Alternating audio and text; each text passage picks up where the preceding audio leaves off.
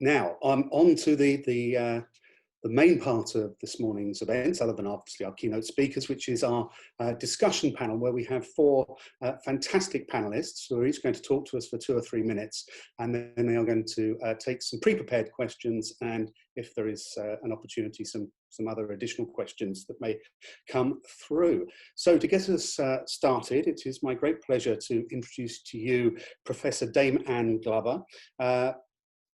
Dame Anne is a former Chief Scientific Advisor to the EU, but also to the Scottish Government, and she is now President of that august Enlightenment body, the Royal Society of Edinburgh. Dame Anne, we very much look forward to hearing what you have to say to us. Good morning. I'm delighted to be here to discuss what is a very important topic, which is public trust in science. And there are 4 things that I would really like to mention in my introductory remarks. The first is about trust. The second is about evidence. The third is about how you put those both into action. And the last thing is around independence. So the first issue, trust. It's a very interesting thing. If you look at the Ipsos Mori Veracity Index, so who do the public trust? And I've been doing this now for a good number of years. And if I look at last year's 2019 index, then science and scientists, professors, those involved in research are very high up the list. So they're always in the top 20%. It's interesting, nurses and doctors right at the top, but then we come to teachers and then scientists, engineers, professors. So scientists are trusted. And indeed, if you look back over the last few years, as I have done, then what you see is that that trust is increasing. And that's a very good thing. So that's trust. The second one is about evidence, or how we use our science. Now, science is invaluable to provide us, through research and interrogation, with evidence about our world that we live in. And the knowledge that we get from that, we use to do things such as ensure healthy populations, a healthy, sustainable planet, a strong economy based on resilience, and one that is sustainable. So that knowledge we all know, because almost every one of us has been the beneficiary of some scientific research, whether that's because we've received a treatment or a cure for an illness, or indeed the fact that I can speak to you now using this technology is because of scientific and technological development. So the evidence we generate is really valuable. How do we put the two together?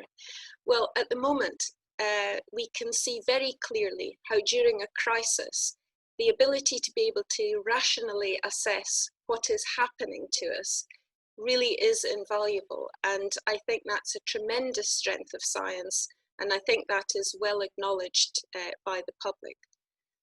The last issue then is about independence, and this is a crucial issue. I think it's vitally important for scientific advice to be recognised and demonstrated to be independent of government. So there are lots of occasions where the scientific evidence might lead you to take a specific action, but governments decide for a number of reasons, and they can be political, ethical, economic, philosophical. They might decide to ignore that evidence and to take a different course of action. And actually, I think that's democracy, because politicians, of course, are elected to represent us in society, and scientists are definitely not elected. So I think the issue around independence is a crucial one, and it works for both. It works for the scientists. It also works for the politicians, as long as the politicians indicate when they're using the evidence and when they're choosing not to. So I think if you bring all of these things together, I think that underpins our whole idea of public trust in science, the value of it, and how we need to protect it. Thank you. Dayman, thank you very much indeed for those words, and I'm sure that that will inspire some questions later on when we get to the discussion part. We'll move on to our next panelist, which is Professor Venki Ramakrishnan, probably known to many of you. He is the President of the Royal Society, although I believe that after 5 years that is drawing to a close. He is one of the UK's most distinguished scientists. He's a molecular biologist by background and was a joint Nobel Prize winner in 2009. Venki, please, if we could have your thoughts, 2 or 3 minutes on public trust in science. Thank you very much for inviting me to speak. And so this session is about trust in science. And I'd like to start by saying the public places enormous trust in science. And one recent example is the near complete compliance with the lockdown, despite enormous costs to the economy, to their livelihoods, as well as psychological well-being. And that is because the public trusted scientific advice. They also trust us with large sums of money to fund the scientific enterprise because they trust that what we do is generate an understanding of our world, which in turn leads to benefits for society through advances in medicine and technology. But it's not just about benefits. The public also shares in the excitement of knowledge. For example, people were very proud when we could see black holes or discover gravitational waves, even if they didn't completely understand the details. So when we are rewarded with all this trust, we must, as scientists, must therefore repay this trust by being trustworthy. And what do I mean by that? Well, there are ways in which we ought to act. For example, we should avoid conflicts of interest whenever possible, or declare them if we have any. We must be transparent whenever possible. Now, transparency is not always possible. For example, if you have an incident like the Novichok incident, you wouldn't want government scientists to reveal how and what they know at any given time. But transparency should be the norm, and it should include not just the evidence, but also the discussion and debate around the interpretation of the evidence and the analysis of the evidence. Another thing scientists should try to do is avoid groupthink. And this means reaching out to have a broad input among people who may disagree with the consensus or the conventional wisdom. Now, science is always full of uncertainties. We often those of us who are not scientists will think of scientific facts as written in stone. We read about them in textbooks, and it's all about implementing that knowledge. But nothing could be further from the truth, because at the frontiers of science, things are always extremely uncertain. And in a fast-moving scenario, such as this pandemic, the evidence is not always clear, and it's always changing. So if earlier evidence or conclusions turn out to be wrong, we as scientists ought to admit that. And the public, in turn, needs to understand that such uncertainties and changes are part and parcel of science, and not blame science or scientists because the conclusions or the evidence changed. Fourthly, we must be clear about the risks. The public needs to be educated about relative risks of various measures. And this is often very, very hard to understand. We all happily drive in cars, which have a much higher risk than many of the other activities that we undertake. And finally, scientists need to be more proactive about how well science is done. For example, if you take the current pandemic, in just a matter of weeks, the cause of COVID was found, the virus was isolated, its genome sequenced. That paved the way for both a test for infection as well as for vaccines and for therapeutics. Now, if you look back 40 years ago at HIV, it took several years to achieve what we achieved in several weeks. And that just shows you how well the investment in science has paid off. All of the investment in molecular biology and biotechnology and medicine. And we also need to engage people widely, not just about the broad benefits of science, but also to share in the excitement of science, including the history of science. And finally, I'd like to make the point that science should not be the domain of the elite. It's funded by the taxpayers, it's everybody's property, if you like. And so we need to get broad involvement of everyone in the scientific enterprise. Thank you. So Venki, thank you very much indeed for those words. And I look forward to hearing more from you when we get to the questions. Now, on to my third panelist, which is Professor Dame Nancy Rothwell. Dame Nancy, we're delighted to have you with us here today. Not only is Dame Nancy President and Chief Executive of the University of Manchester, but she currently co-chairs the Prime Minister's Council for Science and Technology and is the chair-elect of the Russell Group of Universities. Dame Nancy, please, 2 or 3 minutes on your thoughts on this very important subject. So all the opinion polls suggest that public trust in science and scientists is as high as it's ever been, which is good because we're very reliant on scientists at the moment during this pandemic. But it is interesting because we're in a different situation to one we're normally in with science. Usually the scientists have a debate around data and they go out quickly. What we're seeing now is science research being played out in public, in real time. So what we're seeing is new reports coming in almost every day. We're learning something about COVID-19 almost on a daily, certainly a weekly basis, about its transmission, about its impacts, about how to contain it, about how to treat it, about modeling. And that's being discussed openly. We're seeing actually now SAGE talking exactly about seeing real research. And there is a risk in that because real research, we know, doesn't just give you facts. It gives you new data, it gives you opinions, it gives you assimilation, and it gives you a consensus. And scientists often come to a consensus, particularly in areas that are very complex and subject to a lot of variation, nothing more so than human health. If you're a theoretical physicist or a mathematician, it's quite easy to say that's the answer, and it's a single answer. In biology, medicine, health, often there isn't a single answer. It's quite variable and there are opinions and they can vary and those opinions are often different. So the public seeing how we do research on a day-by-day basis.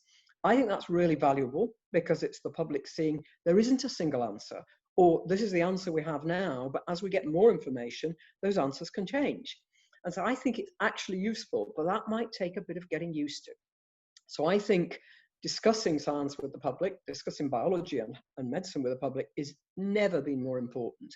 And that means it's even more valuable than usual to help and support young scientists in their endeavor to tell the public what science is like. It doesn't have all the answers. It has information. In some cases, it's very certain that information, and we can say with real confidence, this is what the position we're in. In other cases, we're saying, we just don't know exactly. We don't know why some people get COVID-19 and are very, very ill, and others respond with barely no symptoms or no symptoms at all. We're learning that, and we're learning all the time. So I think the efforts of the Royal Society of Biology to engage with the public, to encourage young biologists to work with the public, and to tell their supervisors, to tell senior staff, actually, you need to encourage this. You need to value it. You need to reward it. When I think back to 20 years ago when many young biologists said, oh, well, my supervisor doesn't support me, actually, hopefully that's changing and it's going to continue to change. Dame Nancy, thank you very much indeed. And you must have been very busy over the last few months as co-chair of the Prime Minister's Council for Science and Technology. It's been a time when science has been at the fore in view of the public more than perhaps at any previous time in, well, living memory anyway. So thank you for your thoughts on trust in science. And finally, but by no means least, it's my pleasure to welcome Professor Sir David Spiegelhalter, who's our fourth panelist. And Sir David is Professor at University of Cambridge in the Public Understanding of Risk. He's a statistician and is a recent past president of the Royal Statistical Society. Over the last few months, Sir David has played a prominent role in the wider public debate during this COVID pandemic, and we're very much looking forward to hearing what you have to say. Sir David. I'm going to talk about public trust in relation to statistics, because I'm a statistician, and we're quite lucky because we don't tend to make recommendations as to what anyone should do. We provide and evaluate evidence. And I should say I've got a small conflict of interest here. I'm actually a non-executive on the board of the UK Stats Authority that oversees the Government Statistical Service, the Office for National Statistics, and so on, which is an independent body answerable to Parliament and has got very good trust ratings. You know, when we think of this crisis, say the briefings, we've been overwhelmed by numbers, and there's never been so much interest in stats, you know, with a lot of amateur statisticians doing their analyses, and that's really admirable. And but of course the question is, you know, trust, you know, do people trust us as experts? Well, I follow Honora O'Neill, Baroness Honora O'Neill, a Kantian philosopher, who says that is the wrong question to ask. We should not want to be trusted. We should have to earn that by demonstrating trustworthiness. It's up to us as experts to demonstrate that trustworthiness. And I've been completely influenced by this, as has, I think, the stats profession. The code of practice for statistics, its first pillar is trustworthiness, to demonstrate that. Now, and of course, we haven't always seen that, I don't think, you know, regard to testing data and seeing, like, we've seen those torn apart in terms of these are just numbers of tests posted out and so on. These are not necessarily, have not been always trustworthy statistics. I won't go into the details now. But the other aspect that Honora O'Neill talked about was transparency, which we're going to hear a lot about, and how important that is, but how it's not just going blah and putting everything out as a massive PDF. That is not being transparent. She talks about intelligent transparency, which I think is a brilliant concept. And she's got four sort of criteria that she looks at, which I try to use all the time. First of all, that any information we provide should be accessible. People should be able to get it, and that's got better. You know, it has got better with web. You know, with accessibility, that really has improved. And it's got to be comprehensible. People have got to be able to understand that comes out. It's not at all clear what it means. It's quite difficult to find out exactly what you want in it, and that you know, we need to test whether people really do understand what these numbers mean. The third criteria she's got is it's got to be usable. In other words, it's got to actually answer people's questions and their concerns. It's got to preempt their misunderstandings, I think. And that means, as I always say, the first rule of communication is to shut up and listen to people's attitudes and concerns. We have to listen. Communication is a two-way process. And her final criteria, which is something that is often forgotten, is that it should be accessible. People should, if they want to, check your working. Now, most people won't. They'll just take it on trust. They don't want to go into the guts of how you got that number. But a surprising number actually do want to know, where did you get that number? What's the evidence behind that? In our research in providing risks to people want to know, how did you get that? Is that got a reliable basis, or have you just made it up? Because people just do make numbers up. So I think these are important criteria, and that's what I always think of when I think of trying to demonstrate trustworthiness. And then maybe trust might follow.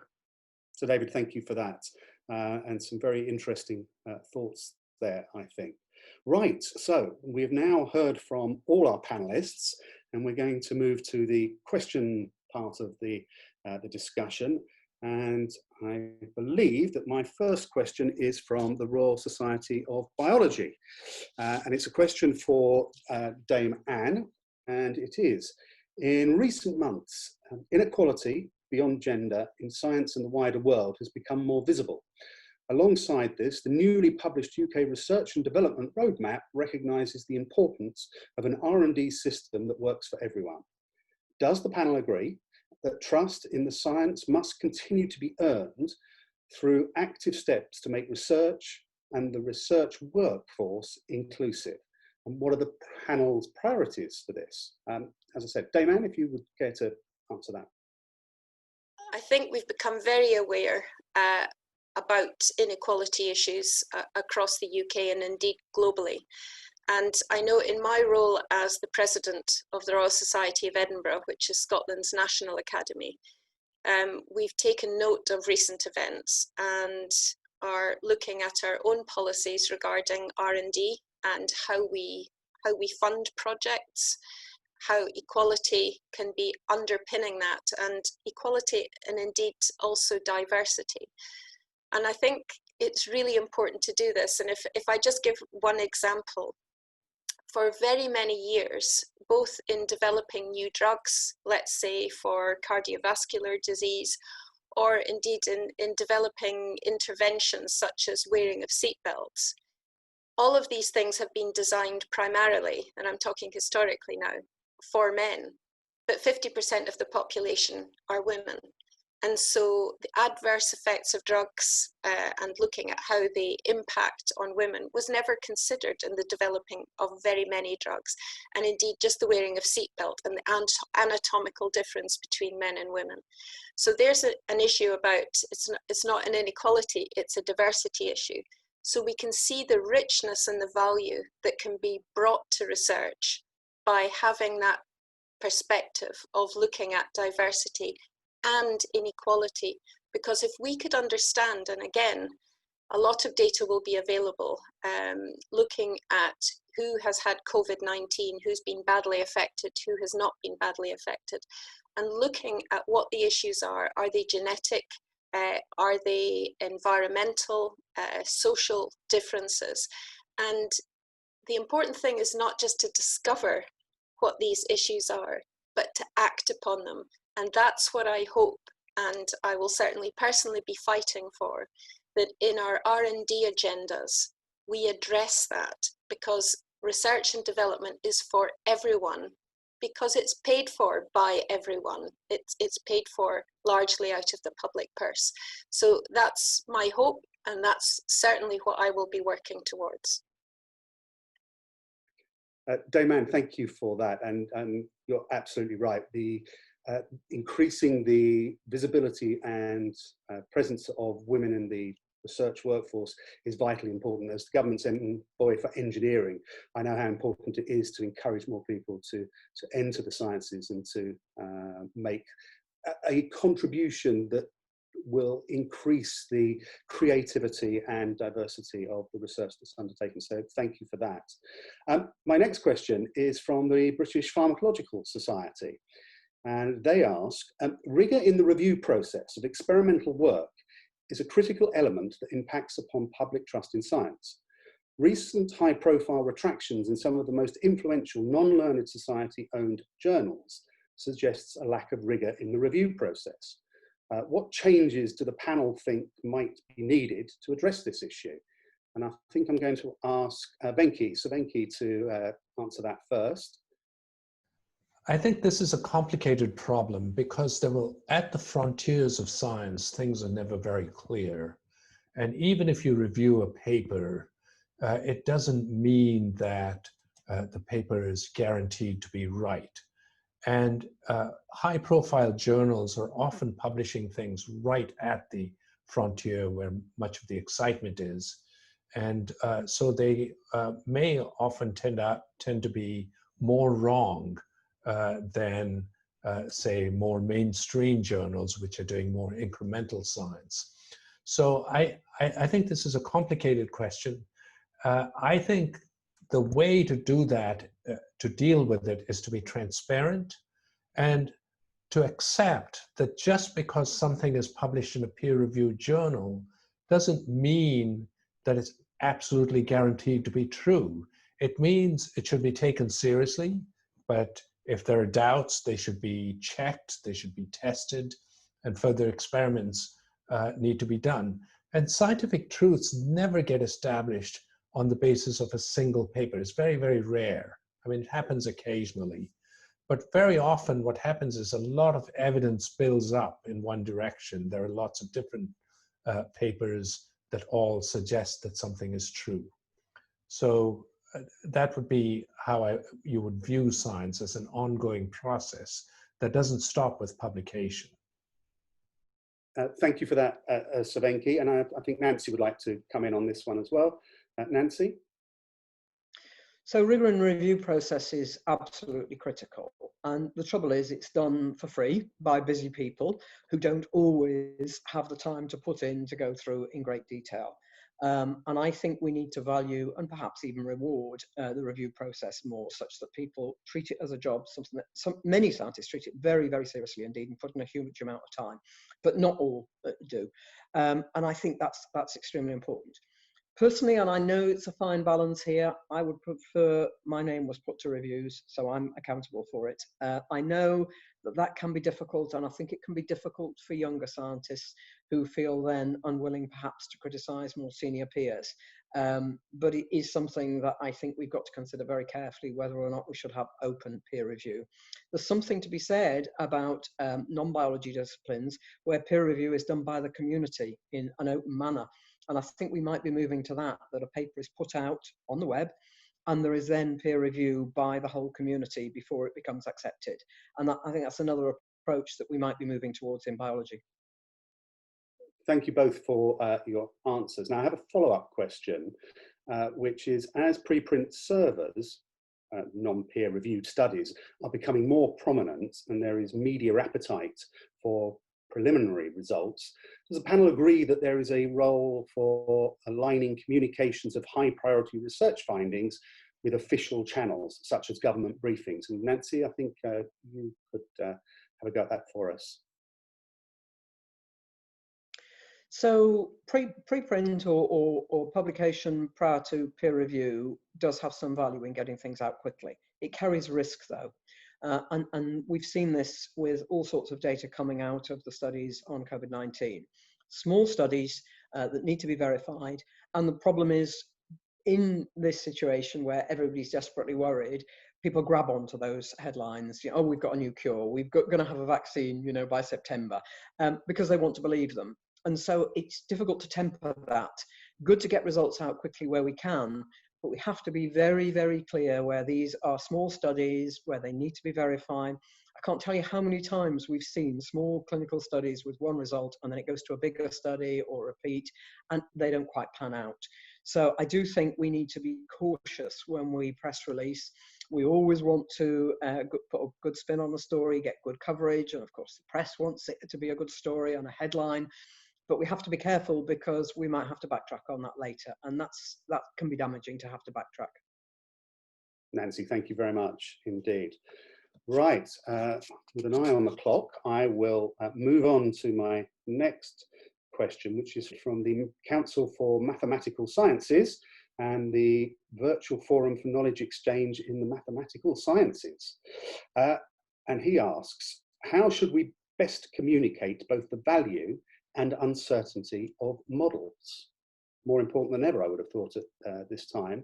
So who would like to, so David, if you could answer that for us, thank you. One aspect of this crisis is that the uncertainty about the science has been clearly demonstrated.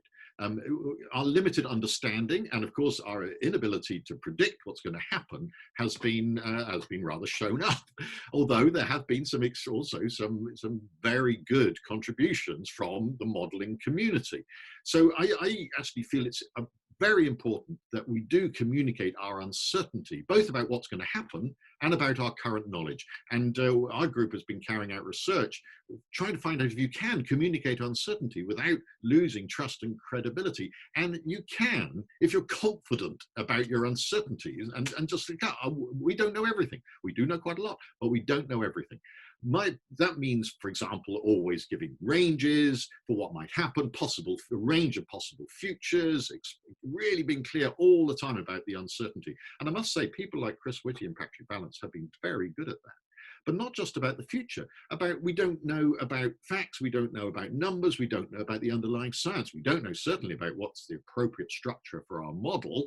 And so that should be also reflected in the communication. I personally think that models should be given star ratings, like TripAdvisor, 1, 2, 3, 4, 5 star or something, depending on how confident we are that they actually reflect reality. And that's done within medicine. There's a grade system for giving a star rating to evidence, the quality of the underlying evidence. And I wish that was more broadly implemented. Sir David, thank you very much indeed. Right. My next question is to Anne, and it is from the Royal Society of Chemistry. And the Royal Society of Chemistry asks, has the difference in advice between the nations of the UK and the UK government enhanced or eroded trust in the role of scientists and the underlying science? So the scientific advice that has been followed throughout the UK, so in the devolved nations of the UK, the 4 nations, the science advice has been pretty much the same across the 4 nations of the UK. What has probably differed is how that advice has been communicated, and where possible, because some things are not always, you know, there are some reserved issues that the devolved nations cannot act on their own, such as fiscal issues. But I think that advice has been the same across the piece, and it's how it's been acted upon and how it's been communicated. And I think there's definitely been a difference in style of communication across the 4 nations of the UK. And I can't say now, but I think it will be the subject of research where we will look at that and we will identify whether with the same advice you can have a different outcome because the public are more or less trusting of what they're being told. So I think for me, the bottom line is advice the same, and it's how it's interpreted and acted upon. And that is the job of politicians.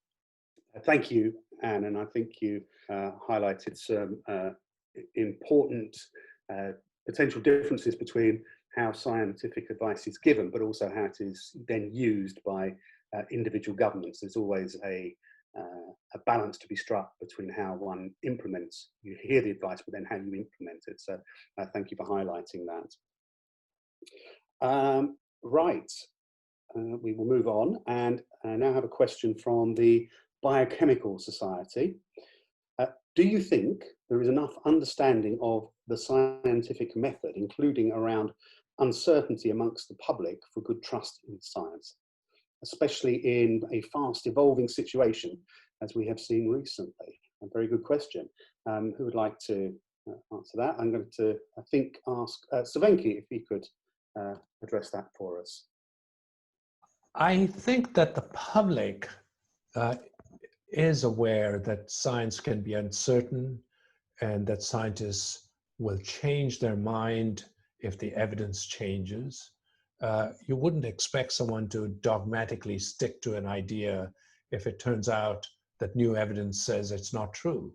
So I think the public does understand it, but we as scientists also should try and communicate these uncertainties more clearly to the public, and also point out what is provisional, what might change in the future, and what we're really fairly confident about. So for example, we're fairly confident that COVID is caused by a virus, and it's caused by a coronavirus, but there are many other aspects of it that we're less confident about how much immunity you get if you're infected and recover, things like that. And so we just need to be clear about these things. Thank you, Sir Venki, and I would now like to ask, yes, Sir David, I think you've got some points you'd like to make. This whole crisis has, in a way, revealed the process of science in a way that is not generally being done in terms of the amount of argument there is, about the amount of uncertainty there is. We've shown that actually people can accept that uncertainty without losing trust and credibility, as long as they feel that the source is being honest and straightforward with them and transparent. And so I see no reason why public trust in science should decline as a response of the acknowledgement of uncertainty. In a sense, I wouldn't say science is dirty washing being aired in public, because it's clean washing. It's just the way science is. Science is not a single body of facts. It's a process of argument and incremental understanding as we go along.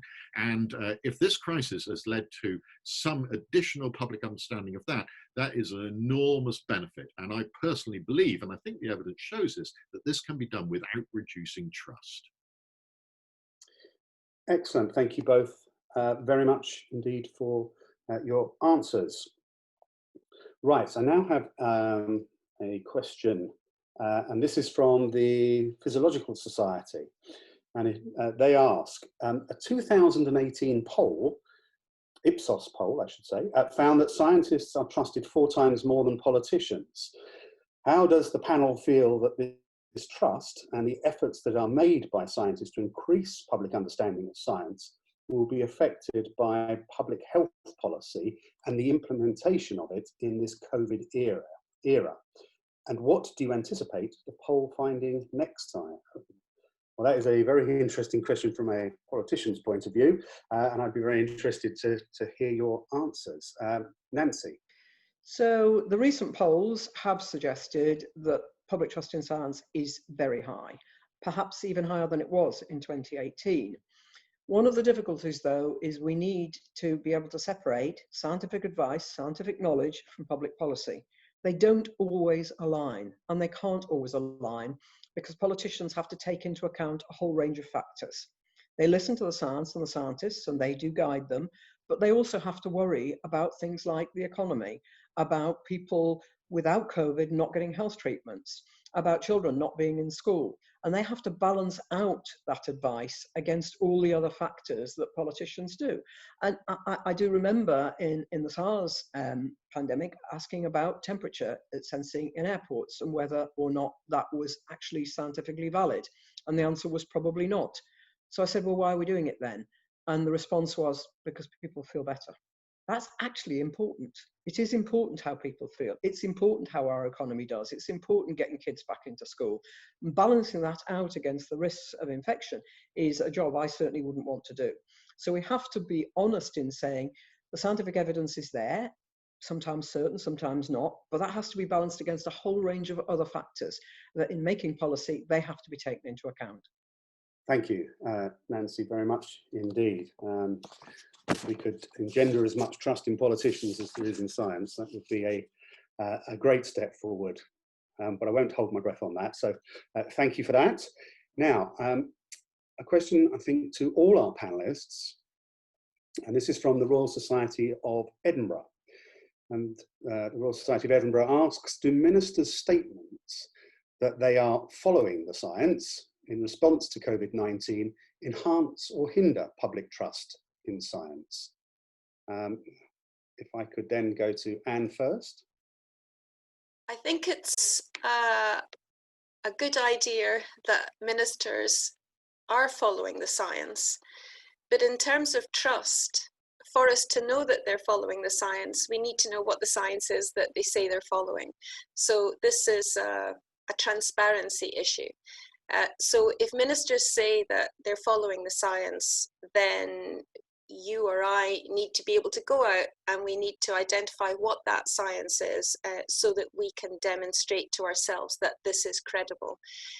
My worry would be around just, and this happened at the beginning of the coronavirus crisis, is that saying we're following the science and then not having any information, it almost seemed like ministers were trying to piggyback on the trust that I said earlier that the public have in science by saying, well, trust us because we're following the scientists and you trust them. So this one for me is all about transparency. This is an interesting question. When ministers say they're following the science, they're trying to convey to the public that their decisions are not arbitrary. But it is slightly misleading in the sense that there's no such thing as the science. Often questions are complicated. There's a range of possibilities. There are disagreements among scientists. And regardless of the situation, ministers have to make decisions. sometimes based on uncertain science, sometimes where scientists disagree, but they have to make a decision. And so I think it would be better to say that they're seriously considering the science in all of their decisions.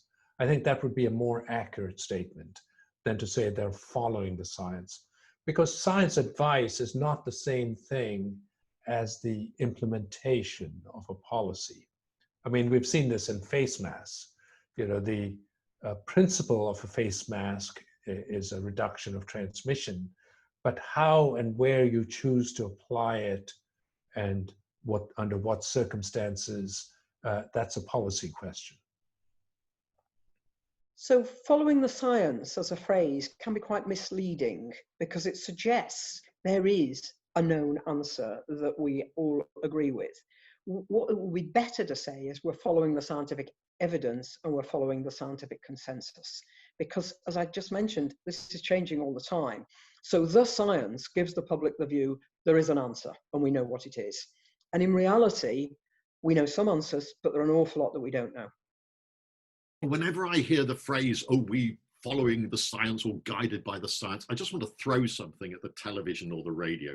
It is deeply misleading. I think it suggests that science is some monolithic body of knowledge that is striding out ahead with firm leadership, telling everyone what to do. This is complete nonsense. And this crisis has revealed that so much, that we've got sciences contested and uncertain. And it always is. It always has been. It's just that this time this is being played out in public. And that means that an enormous amount of judgment is necessary. There's a lot of argument. If you're on stage, you can just hear it going on. And any recommendations are made with caution, and any decision made is a political decision, of which that advice and recommendation is only one part of it. I think a much better phrase would be something like, if politicians said, oh, we've been listening to scientific opinion, or taking scientific opinion into account, would be a much fairer and more honest reflection of what they're doing and what they should do as well. Thank you all very much for your answers. I think you make some good points around the uncertainty that exists in scientific advice and the scientific method, and that just using the blanket phrase following the science perhaps is not the best way of communicating that uncertainty. But I appreciate your thoughts on that very important subject. So thank you all again. And now we have, we have time for one final question, and this is from the British Society for Immunology. To help improve public trust in science, we need to provide better public engagement, training and experience for our research trainees. Crucially, as well as providing opportunities, this needs to be given sufficient value to be prioritised by them. Rather than be reviewed at time lost in generating the outputs that will lead to a career in scientific research, how do you think this can be best achieved? So basically, how do we make the engagement with and the understanding of science an important part of training our researchers? How do you think this can be done, David?